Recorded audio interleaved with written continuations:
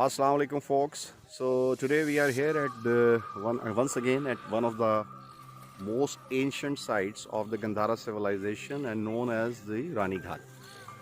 Ranighat is famous why? Because this is one of the largest monastery of the Gandhara civilization of the Buddhist period, Buddhist dynasty. And again it dates back before the advent of the Jesus Christ, that is it is BCE period. And BCE period in a way that if we calculate as of now today, so it dates back around 2500 years old. So you can see in my background on the hills there are the footprints, and this is staircase. As you can see, this track is climbing up on my backside. It's leading up to the site on the mountains. And Ranighat stands for Rani for the Rani, and Ghat in Pashto is called for the stone. So there are some stones which are lying on top of this mountain peak. So we'll be exploring it, and right now we are standing at the base. And once again, this site is very close to Swabi, and I think around 20 to 30 minutes drive time from the Swabi main, means Swabi Bazaar, means Swabi Chowk. And overall it comes under the fall under the today's Mardan division in KPK in today's Khyber Pakhtunkhwa. And once again, the third time that I'm repeating, it dates back to the Gandhara civilization and the Buddhist dynasty. So let's see, we'll be climbing up, and let's see and explore what all is there available on top to see and find out what all had been happening here 2000 years before. Thank you. See you again. So meanwhile, once we are here at the Ranighat, the Rani stands for the Rani and the Ghat is for the kind of a mound, stone. So one of the huge boulders which are lying over here, they are must to be captured, and I don't know how this huge boulder is just resting on top of this another boulder, and it is almost on top of this Ranighat. So this is also being captured, and this must be having some similarity with the name of this place called Ranighat. And this is just a series of these big boulders, big mounds, big stones, rocky stones which are available over here, and these two are just one. As you see, there is another one, and then another one, and in the farther distance again you can see. So a series of big huge boulders are seen and available at Ranighat. Another view of the site, while keeping this stupa as the initial point, and if I turn it around, so leaving aside the archaeological value of the site, if you see all around, it's a very beautiful and scenic valley that you can see while standing on top of this Ranighat, into the downhill, into the foothills, all around.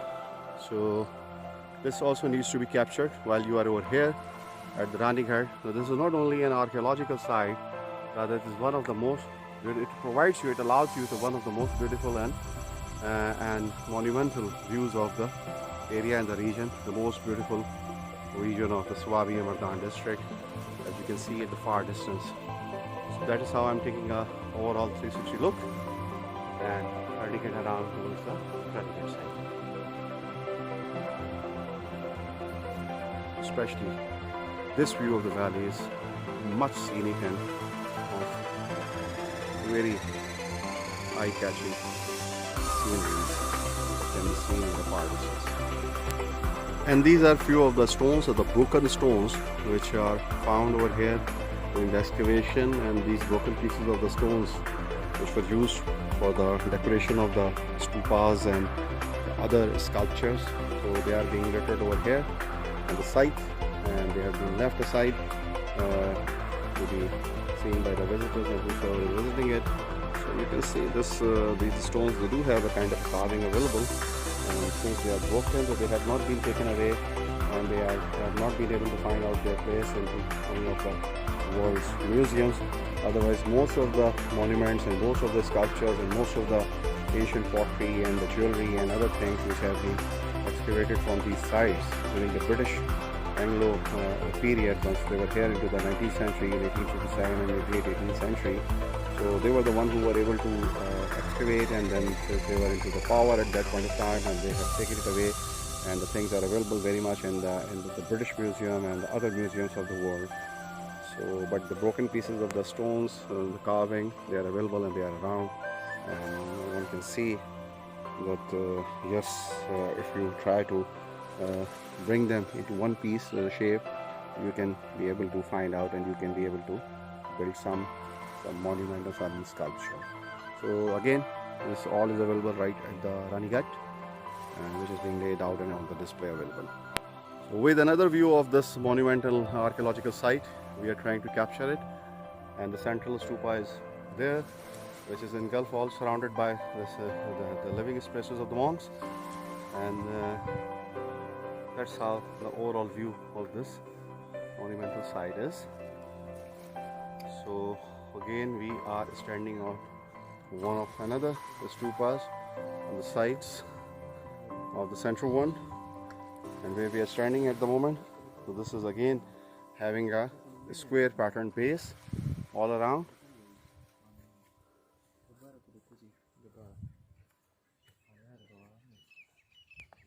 So this all is actually available as of now till to date. And once you are here, and if you are able to find someone with a flute, so it goes without saying, why not to capture him as well. Some beautiful mystical tune on the flute.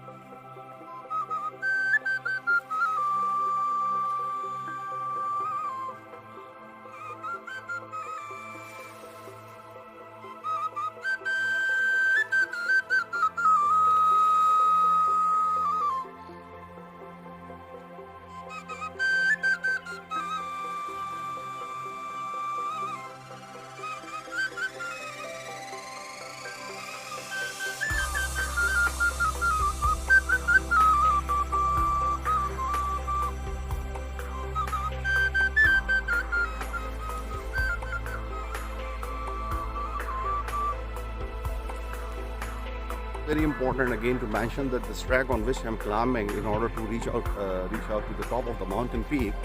So this track was built and established by the Japanese, and this was a funded aided program by the Japanese government, in which they have established this stony track in order to climb up to the mountain peak.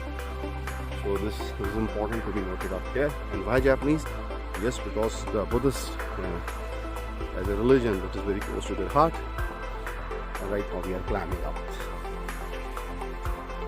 Before climbing up, it is of utmost importance to take an overall 360 view of this area. And again, we are at the base right now and seeing it from this angle. So here some school is being constructed, and this is the village on the back side. And as you can see, so here we are taking an all-round 360 view. So that peak is the area where we shall be climbing next. So here we are right in the middle of the climb, and it's important to have a look of these rounded circular stones spread all around. And here we have climbed somewhere in the middle, and as you can see, the valley down in the foothills of the fields. And as I try to capture the peak, so that's how these stairs are going up. And where as far as these stairs are concerned, and this the supporting relay which has been installed, so needless to say, this is again being funded and sponsored by the Japanese government. So let's see, we are still climbing. Right now we are in the middle. Let's see what all is there on top. Thank you. So here we are on top of the stupa remains, and I don't know if it is in order to climb onto the stupa top or not. To be very honest, to be emotionally from my heart, from the core of my heart, it is not in sync, but I did this stupidity and I'm again on top of this stupa. And why I'm here, just trying to capture the overall architecture look of this place. If you see, there are almost 7 smaller stupas which are covering on the left hand side, and then we see 2 major stupas which are covering the kind of one of the entrances, and then again on the right hand side we see a series of 7 stupas with a circular patterns which are available on the base. And at the moment we are on top, and the most important and the interesting part is to see the architecture, the way it is aligned, and the balancing it is being made, and the patterns which are available. So they are quite alluring and absorbing. So the people living 2,000 or 2,500 years year old civilization, still they had the art and the architecture and the craft and the knack and the intelligence and the intellect to come up with these kind of monuments.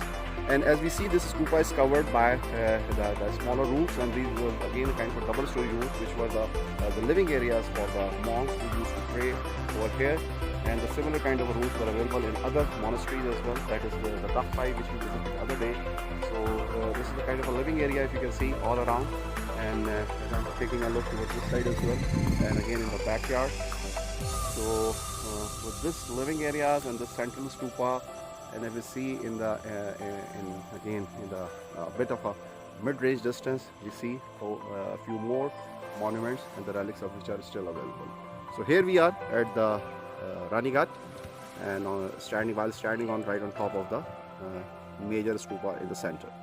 Let me add over here, as we can see, this circular pattern stones are lying over here, and these are not the normal stones. To be very honest, these are the kind of stones which were used for the decoration or the rooftop of the stupa that we have on the left side. So during the excavation, might be that they were able to dig out these stones over here, and they have been left in a similar way and not displaced. But since the similar kind of stones were available, and it is being mentioned that they were the one which is being used at the rooftop of the stupas, and we can see these stones have the carving also available in it, and a central pillar portion which can be seen over here. So, and they are just lying on the ground, and that's how they are scattered here. So they need to be preserved, I suppose. It is important to make a mention over here. If you see the pattern of this wall, how this wall is being made, you will be able to find out that it is comprising of a very larger size of the stones, and then it has a very smaller pieces of the stones which are holding the larger pieces of the stones within it. And the reason behind this mix and match of the combo of the larger boulders and the smaller stone is that this smaller stone used to act as a kind of a shock absorber. So this was a kind of a civil engineering technology, architectural technology, which was being used during that period and era, because this area was prone towards the seismic threats, and a lot of earthquake used to be endangering this area. So as the similar kind of a pattern is being used in the relics and the monuments which are being excavated in the Taxila, so since this Ranighat is again a series of the similar time and similar period, and the similar kind of rocks and the stones and the walls and the architecture is visible, so the people were shrewd enough, and they were aware of how to come up with this wall to stay away from the hazards of the earthquake or so. This one is the broader look of the place Ranighat. Once again, I'm trying to take a 360 look. So here all the remains are available, the stupa and the other things. But very unfortunately, we don't have any proper guide, and this place is again not very well maintained. You see that the people have been burning fire over here with this bronze age stones and trying to cook meal over here without realizing that they are actually destroying this World Heritage Site. So that's the agony. So guys, as we are entering into the Ranighat, we can see the huge door opening and well maintained as of till today, and it is a curvy opening, L-shaped opening. So we will be getting into it. I will be exploring what all is inside or after it. So this is the main entrance of the Ranighat, and still we have to climb a bit further. So that's how the entrance goes. So here we are at the right in the middle of the Ranighat, and this is the main stupa apparent, as it is apparent rather. So I'm taking a 360 round of this stupa all around, and as I'm circling, so you can see. And what is the stupa? The stupa can be Googled out easily, and it was going to tell you. So it used to be there. One can say that this was their grave, the grave where they used to put the remains of the Buddha and the other very venerable and the sacred saints that they have in the Buddhism. So this stupa was there, and the stupa was decorated with all kinds of sculptures and other monuments which are, as of today, they are not available. But as you see from the base, it is in the square shape, and then we have a round circular dome on top of it, and from all around it has some kind of a shape and pattern and antiquity to it. And yes, it's once again, needless to say, this is around more than 2,500 years old. Remains of the Buddha dynasty, which witnessed its prime peak during the Gandhara civilization in first AD to 680, during the period of Ashoka, who was actually the Hindu ruler, got converted into Buddhism. So that's how the look of the complete main central dome of this thing. As far as this archaeological site is concerned, it is mentioned the Ranighat mystical beauty of ancient Buddhist ruins. Ranighat is a Hindi word that means queen or white cat. It is a Pashto word which means a huge rock. The remains of the valley which owes its name to the huge standing rock on the top of the mountain. Ranighat belongs to the period from the 1st century to the 6th century AD, almost 700 years old of the period, and this is the same period, similar period as we have seen for the Gandhara civilization. And before the advent of the Christ, and then followed by the advent of the Christ, so 1st century BCE to the 6th, or rather the 1st century to the 6th century AD, it's written over here. And H.H. Cole was the first excavator who continued to conducted the excavation in 1883. And this all happened when the Britishers were here during the Anglo-Indian part. After the 1857, when the British East India Company, they were able to expand their regime in these areas of the today's Pakistan, India. So they were the one actually who were able to dig it out for once again after thousands of years. So later on, A. Stein and M. A. Foucher visited the site, and archaeological survey of the India 2 surveyed the site in 1920. The Japan's archaeological mission of the Kyoto University carried out extensive excavation, conservation and construction of the access road and 500 meters steps to the site, to which we have right now climbed. A site from 1959 to 2005. Remains includes the stupas, monastery, rock cuts and living rooms. And this all is being mentioned by the Directorate of Archaeology and Museum, the government of KPK Peshawar. So here we are at the mouth of the Ranighat, to which we have climbed from the bottom valley, and as it is mentioned, the 5,000 steps are involved, and then there is a climbing track also involved. I think it should be above sea level by around 3,000 to 4,000 feet above sea level. This side, it should be. So we shall be exploring it further. What all is there? Let me have a one view and look. So that's how it is spanning, and we still need to climb a bit more and then start exploring this place. Yes folks, and as you can see that I am actually out of breath, and this is what happens when you climb up over here. And right now I'm standing with the board which is installed over here. So rather than making any kind of a commentary at my own, so let's see what all is written on over here on this board.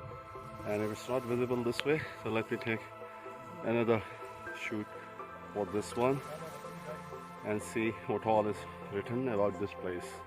So as far as the route or the climb is concerned towards Ranighat mountain peak, so again right now we are in the middle and taking one of the more views how the track is, which leads up to the place. So you can see the valley down below, and now as I tilt and turn it around towards the other side, while standing still in the middle of the climb, as you can see at the skyline. So that is the place where we need to be. We are still climbing. Just wanted to take one more shot during the middle of the climb. Thank you. Okay guys, so we are here at Ranighat, and sitting on one of the boulder on top of it, trying to recapitulate all the visible here.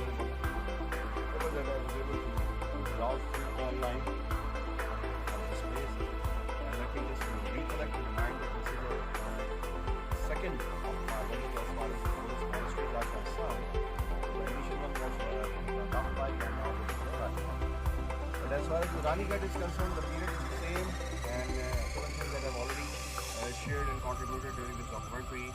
Ashoka's period, when he was converted into the Buddhism, and this dates back to the prehistoric period of the Bronze Age, and then prior to the advent of Jesus Christ into this world, this dates back to the BCE period.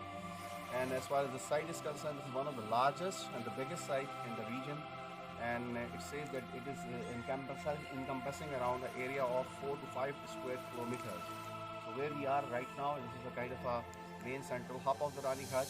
But if we see all around, so we can find out that the archaeological department, they have put the wires and the fencing, and the stones are spread, scattered, and the entire area gives a kind of a similar shape, which allows us to believe that this was spread around a very vast area and very vast range, and it's again on top of this mountain hill. And what else? What else is that this comes under the kind of a series in the range of these similar kind of monasteries and the stupas which are available from Taxila in the Punjab and towards the upper north of the Swabi side. And this place, the Ranighat, is somewhere in between Ghat and Swabi, and it's accessible. The site needs to be preserved. Already mentioned that Japanese did some invested in some kind of improvement of this area, of the state, access to this place. Really on it, a lot of work is done over there in terms of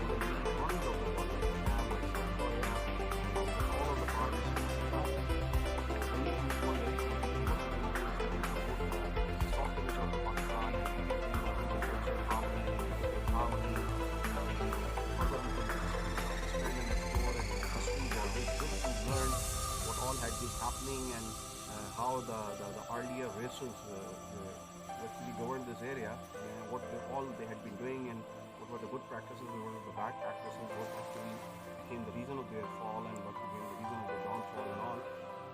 So there's a lot to say about this place, and there's a lot to be done over here, and my only best wishes and my prayers that through this vlog or through this video, and if some concerned people are able to find it out, and if we can get attracted, and if I am able to motivate the interest of the people to find out, to explore it further, to preserve it further, and to promote it further. Because similar sites, if they are available in the Western world, in the developed world, so there are around 1 million of people who are visiting those sites on an annual, yearly basis. And this is the kind of these are the sites. They are the source of kind of a revenue generation as well. And we need to educate our the emerging youth, which is going to be the next generation for this country, and upcoming generations of this country and upcoming generations of the world need to know that these kind of Bronze Age sites and the Buddhist sites and the monasteries, they are available in this part of the world. So that's all about.